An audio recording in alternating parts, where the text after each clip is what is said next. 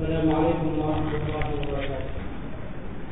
إن الحمد لله نحمده ونستعينه ونستغفره ونعوذ بالله من شرور أنفسنا ومن سيئات أعمالنا. من يهد الله فلا مضل له ومن يضلل فلا هادي له. أشهد أن لا إله إلا الله وحده لا شريك له وأشهد أن محمدا عبده ورسوله. يا أيها الذين آمنوا اتقوا الله حق تقاته ولا تموتن إلا وأنتم مسلمون. أما بعد فإن أصدق الحديث كتاب الله وخير الهدى هدى محمد صلى الله عليه وسلم وشر الأمور محدثاتها وكل محدثة بدعة. وبعد jamaah Jumat yang dimuliakan oleh Allah Subhanahu wa taala. Alhamdulillah kita memuji Allah Subhanahu wa taala, Allah pencipta alam semesta yang masih memberikan kepada kita anugerah iman dan karunia Islam, yang karenanya kemudian kita merasa dari golongan orang-orang yang dipanggil oleh Allah Subhanahu wa taala dalam firman-Nya, ya ayyuhalladzina amanu idza nudiya lis-salati min yaumil jumu'ati fas'au ila dzikrillahi wa darul bai'. Allah Subhanahu wa taala menyuruh orang-orang yang beriman untuk bersegera dalam menyambut seruan yang Allah menyuruh mereka dengannya. Seruan yang indah, wahai orang-orang yang beriman. Dan kita berharap semoga keimanan yang Allah berikan kepada kita, keislaman yang telah Allah curahkan kepada kita, senantiasa bersama kita sampai ajal menjemput kita. Amin ya rabbal alamin. Hadirin yang dimuliakan oleh Allah Subhanahu wa taala, tentunya kita menyadari akan begitu cepatnya waktu berubah, begitu pesatnya perkembangan dan kemajuan teknologi, dan kita pun menyadari akan apa yang menimpa umat Islam, bahkan seluruh umat manusia pada saat ini, di mana kita dapatkan kebanyakan orang pada waktu-waktu sekarang ini mencoba merenungi apa yang telah mereka alami di waktu-waktu yang lalu dari musibah dan malapetaka, atau bahkan tepatnya daripada ujian dan cobaan yang mereka dapatkan. Tentu saja perkara dari mempelajari apa yang telah menimpa kita itu perkara yang baik, tetapi sesungguhnya setiap muslim senantiasa memperhitungkan perkara itu tanpa mengaitkannya dengan akhir tahun tentu saja. Sebab setiap hari dari kehidupan kaum muslim, setiap waktu dari kehidupan seorang muslim adalah mengambil pelajaran dari masa yang lalu dan memandang optimis ke masa yang akan datang tentu saja. Dan itu hanyalah benar jika kemudian kita beramal dengan amal yang diridhai Allah di waktu yang sekarang ini. Maka hadirin kepada Allah Subhanahu wa taala, terkadang pesatnya perkembangan itu membuat kita lupa akan apa yang menjadi hakikat penciptaan kita, yang Allah telah sebutkan dalam surah Az-Zariyat ayat 56, wa ma khalaqtul jinna wal insa illa liya'budun. Tidaklah aku ciptakan jin dan manusia kecuali untuk beribadah kepadaku. Tentunya ibadah dalam arti yang luas, ibadah yang intinya adalah beramal dengan setiap apa yang dicintai dan diridhai Allah Subhanahu wa taala, baik itu dalam bentuk amal yang tampak dengan ucapan lidah kita atau perbuatan anggota tubuh kita, atau amal yang tersembunyi yang berkaitan dengan amal hati kita. Maka tentu saja ini adalah perkara yang tidak boleh kita lupakan. Dan satu perkara yang juga mesti senantiasa kita camkan, kita perhatikan, adalah bahwasanya perkara ini di satu sisi dilalaikan dan diabaikan oleh sebagian saudara kita kaum muslimin, apalagi dari umat manusia yang lainnya, sehingga ketika datang nikmat dan karunia dari Allah Subhanahu wa taala, maka orang pun berlomba berbangga akan dirinya, kemudian lupa kepada Allah Subhanahu wa taala.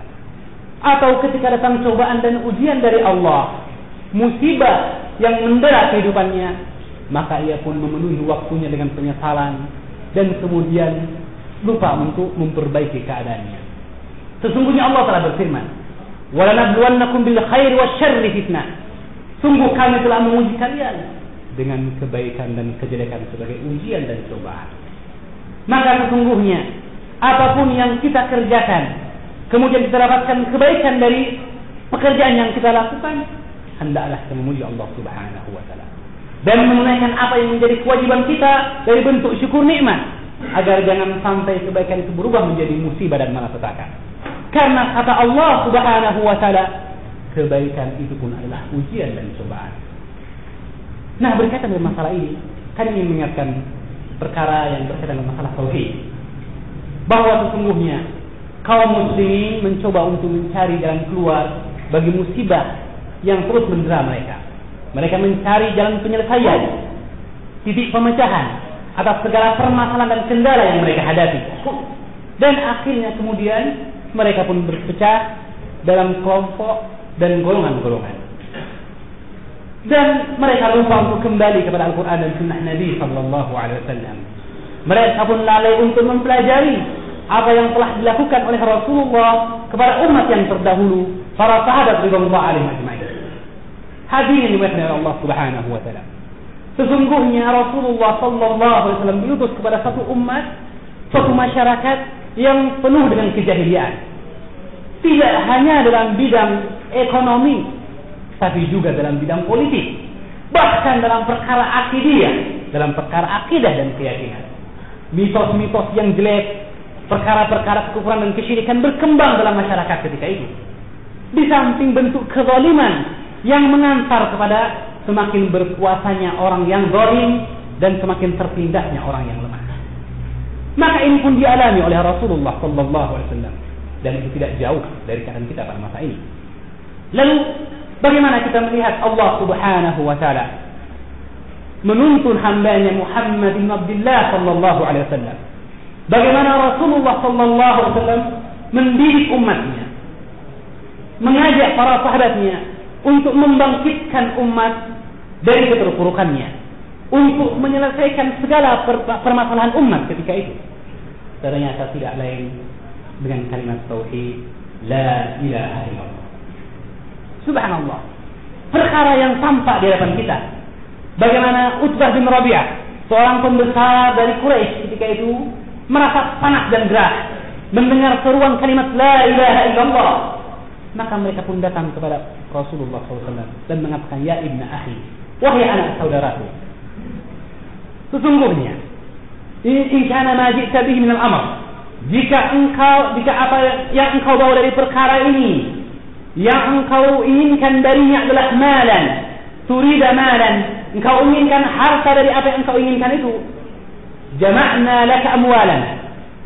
Jika hanya masalah ekonomi, beban yang menghimpit, keterpurukan ekonomi, kami sanggup untuk membantu engkau. Kami akan kumpulkan harta kami, maka engkau menjadi min aktsarina amwala, orang yang paling kaya di antara kami. Dan in kunta turidu syarafa, jika engkau menginginkan adalah kedudukan dan kemuliaan, kehormatan serta kedudukan, maka fala naqta'u amran hatta nusiruka, kami tidak akan memutuskan satu perkara hingga kami berisyarat kepadamu, hingga kami bermusyawarah denganmu. Artinya kami akan mengikuti nasihatmu, menjadikan pertimbangan pokok dari arahan-arahanmu.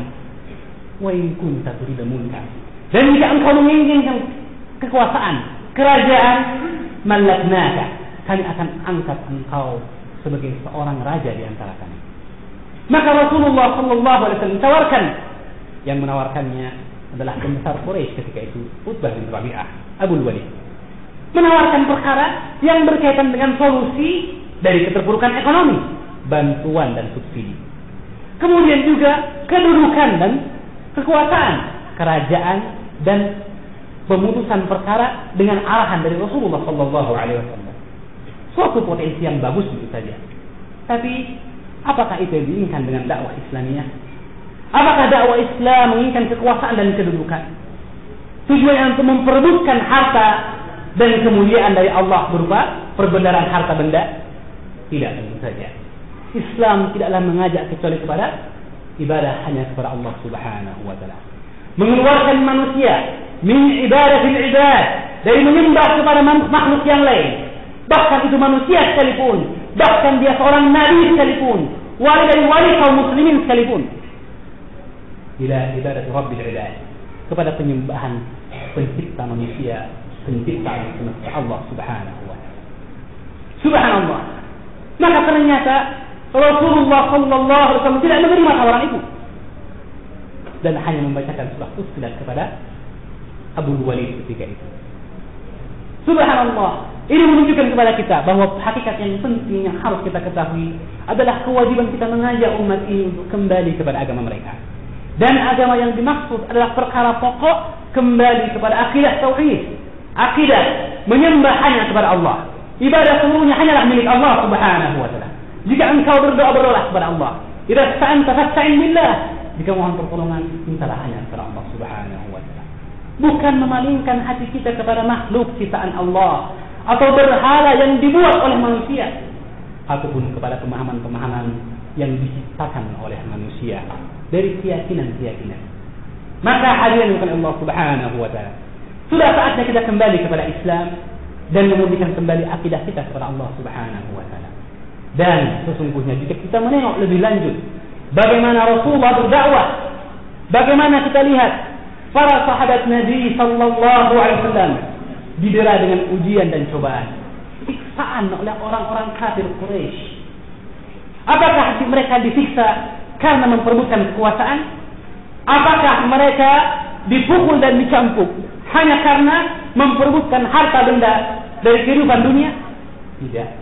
Kata Abdullah bin Mas'ud, awwalu man aslama sab'atun. Di antara orang pertama yang masuk adalah 7 orang.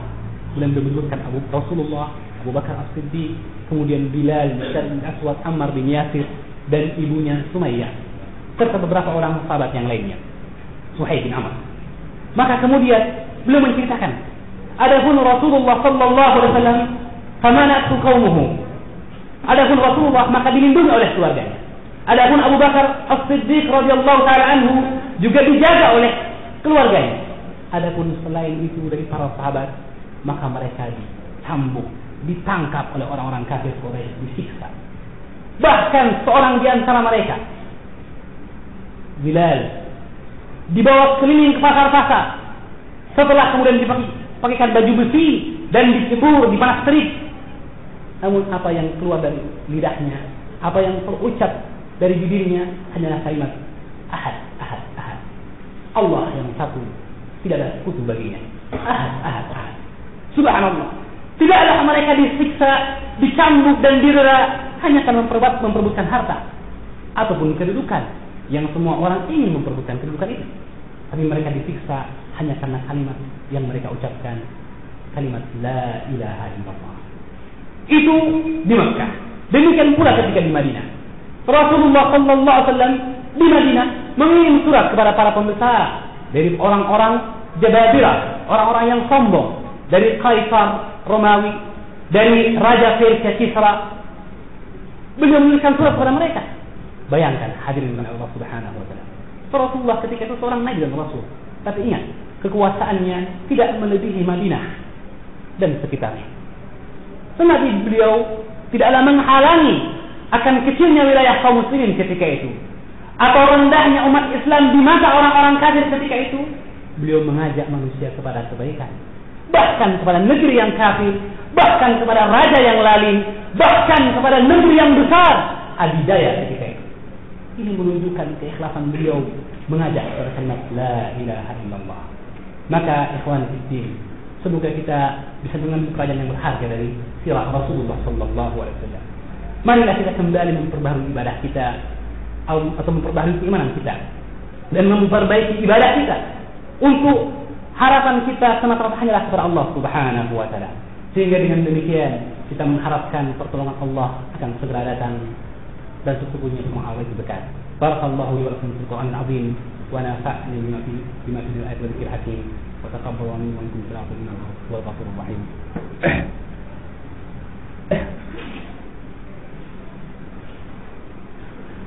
Alhamdulillahi rabbil alamin wal 'aqibatu lil muttaqin wa la 'udwana illa 'alal zalimin. Asyhadu an la ilaha illallah wahdahu la syarika lah wa asyhadu anna Muhammadan 'abduhu wa rasuluhu, amma ba'd. Hadirin yang dimuliakan oleh Allah Subhanahu wa taala, di antara perkara yang akan kami ingatkan pada khutbah kami yang kedua, khutbah terakhir pada hari ini, adalah hakikat yang lain yang mungkin sekarang mulai kabur di mata sebagian kaum muslimin. Di antara bentuk perhatian Rasulullah kepada dakwah tauhid bahwa tidaklah beliau mengutus para tentara, pasukan kaum muslimin untuk membuka satu negeri, untuk membuka wilayah dari negeri-negeri kafir, kecuali mengutus mereka dengan kalimat tauhid. Pertama kali yang diusulkan kepada mereka adalah dakwailah mereka dakwah dengan dakwah Islamiyah.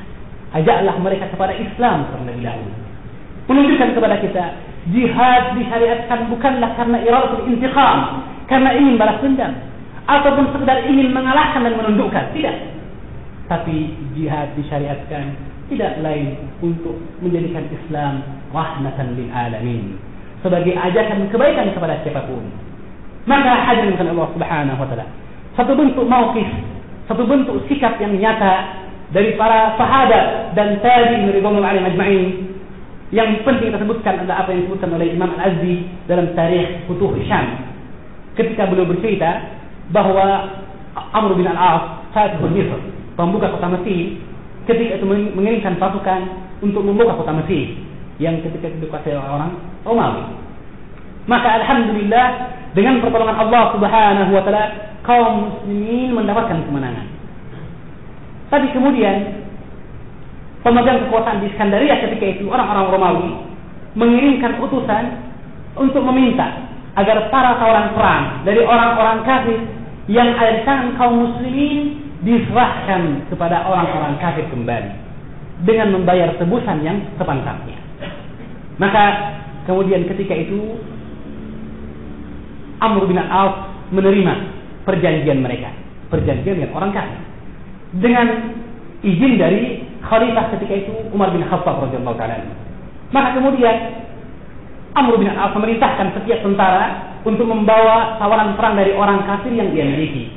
Maka berkata Ziyad bin Juz'in Az-Zubaydi, yang dia adalah seorang di antara pasukan ketika itu, dia bercerita, maka datanglah kami masing-masing dengan membawa tawanan perang dari orang-orang kafir yang kami miliki. Fakhtarnahu, maka kami pun sanukhayyiruhu baina al-Islam wa an-Nasraniyah. Maka kami pun merintahkan mereka untuk memilih, mau pilih Islam atau pilih Nasrani tetap. Yang penting kisah selanjutnya. Kata beliau, maka jika mereka orang-orang Nasrani, orang perang tadi memilih Nasraniyah, kabdarna lahu, kami pun bertakbir, hiya ashaddu min takbirina idza fatahna al-qaryah. Kami pun bertakbir dengan takbir yang menggema, yang lebih besar, lebih dahsyat dari takbir kami ketika membuka satu negeri, mengalahkan dan menghancurkan satu wilayah. Kegembiraan melihat saudaranya menerima kebaikan dengan penuh lapang dada. Takbir yang lebih menggemuruh dibanding takbir ketika menguasai satu negeri. Takbir karena keislaman saudaranya. Dan kata Ziyad bin Juz'i, jika mereka memilih Nasraniyah, nakaratin Nasara, maka orang Nasara bersorak-sorai, bergembira. Namun apa yang kami lakukan? Jaza'na bidzalik. Kami pun merasa sedih sekali dengan apa yang dia pilih. Ka'annahu rajulun kharaja minna, seolah-olah dia seorang laki-laki dari bangsa kami, dari agama kami, yang kemudian murtad dan kembali kepada kekafirannya. Subhanallah, kesedihan melihat saudaranya justru masih memilih agama yang dahulu, agama yang justru tidak mengantar mereka kepada apa yang diridhoi Allah dan dicintai. Subhanallah, ini menunjukkan kepada kita bagaimana sifat seorang mukmin adalah gembira akan hidayah yang datang oleh saudaranya, meskipun itu mungkin bukan dari tangannya, dari orang lain. Dan sebaliknya, yang senantiasa bersedih akan apa yang menimpa saudaranya dari kesesatan, dari ketertipuan, dari terseretnya ia oleh bisikan-bisikan syaitan. Semoga Allah memberi hidayah kepada kita dan kepada kaum muslimin dan seluruh sahabat-sahabat kita untuk kembali kepada Islam. Amin ya rabbal alamin. Ikhwani fi din, sesungguhnya pada akhir khutbah kita kami mewasiatkan diri kami untuk bertakwa kepada Allah dengan sebenarnya takwa, dan untuk kembali kita memperbaiki seluruh amal perbuatan kita, menjadikan ikhlas semboyan kita dan mutabatur Rasul sebagai perilaku kita. Dan semoga Allah memudahkan perkara itu, dan tentunya akan semakin mudah perkara itu jika kita senantiasa memohon petunjuk dan pertolongan kepada Allah Subhanahu wa taala. Maka manfaatkanlah hari yang mulia ini untuk banyak memohon kepada Allah. Sesungguhnya pada hari yang mulia ini ada satu waktu yang barang siapa berdoa kepada Allah, Allah akan mengabulkan doa tersebut.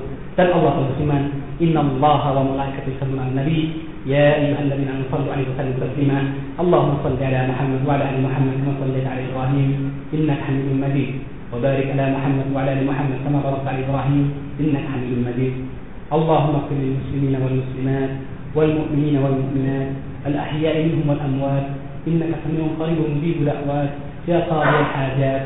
ربنا لا تزغ قلوبنا بعد إذ هديتنا وهب لنا من لدنك رحمة إنك أنت الوهاب. اللهم أرنا الحق حقا وارزقنا اتباعه وأرنا الباطل باطلا وارزقنا اجتنابه. ربنا آتنا في الدنيا حسنة وفي الآخرة حسنة وقنا عذاب النار. عباد الله أوصيكم ونفسي بتقوى الله فقد فاز المتقون. وأقيموا الصلاة.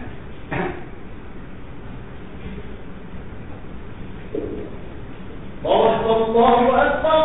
أشهد أن لا إله إلا الله. أشهد أن محمدا رسول الله. حي على الصلاة حي على الفلاح قد قامت الصلاة قد قامت الصلاة. الله أكبر الله أكبر. لا إله إلا الله.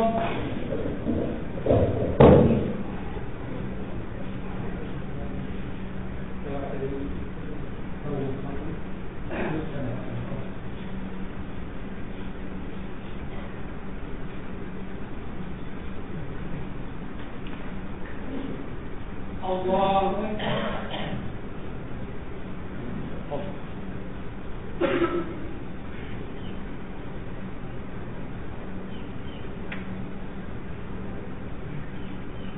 الحمد لله رب العالمين الرحمن الرحيم مالك يوم الدين إياك نعبد وإياك نستعين اهدنا الصراط المستقيم صراط الذين أنعمت عليهم غير المغضوب عليهم ولا الضالين.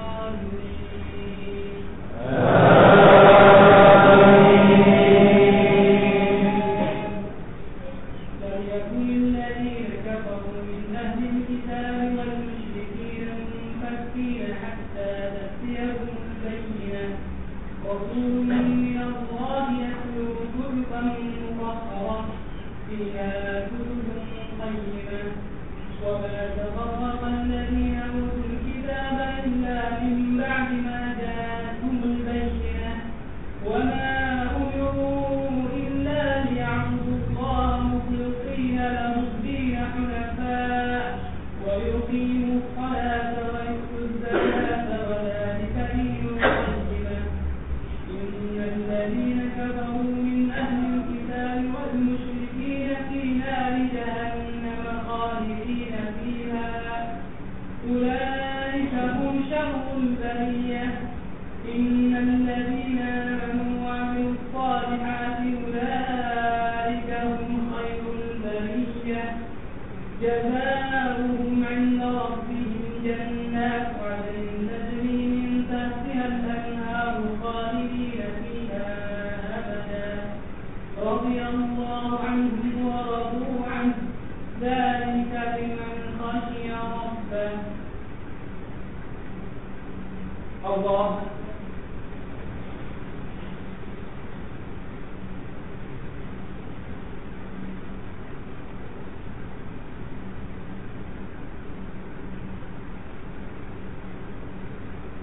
سمع الله لمن حمده.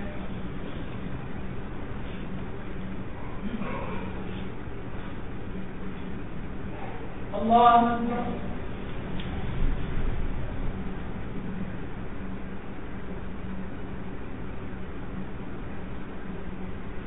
الله أكبر.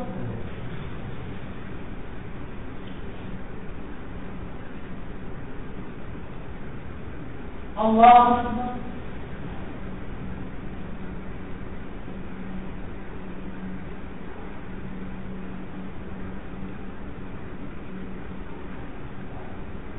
الله أكبر.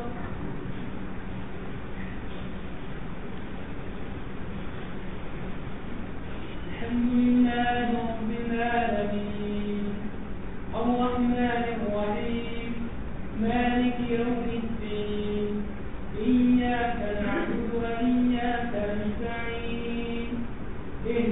الصراط المستقيم صراط الذين أنعمت عليهم غير المغضوب عليهم ولا الضالين.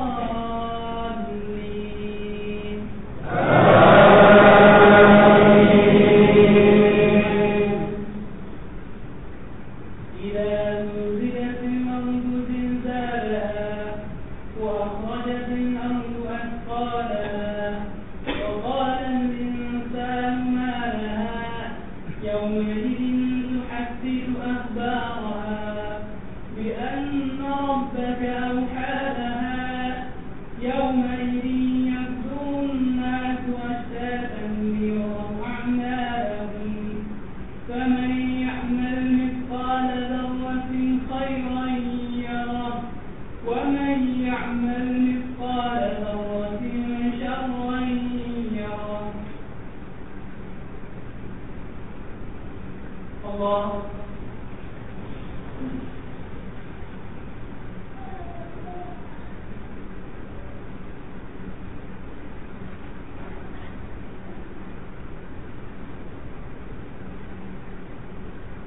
سمع الله لمن حمده.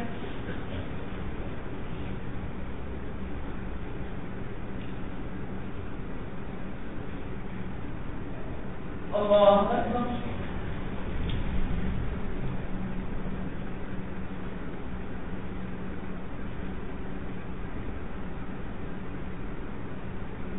الله أكبر.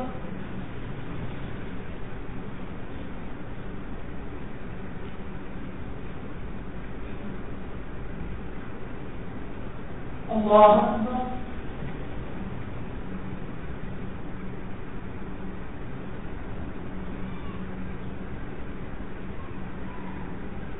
الله أكبر.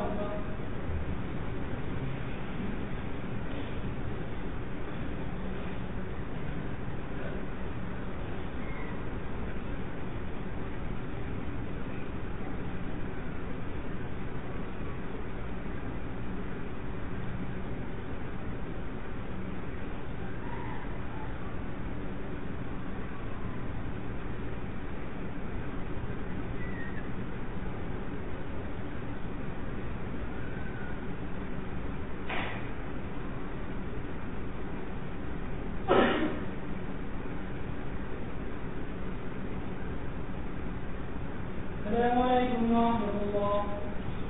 السلام عليكم ورحمة الله.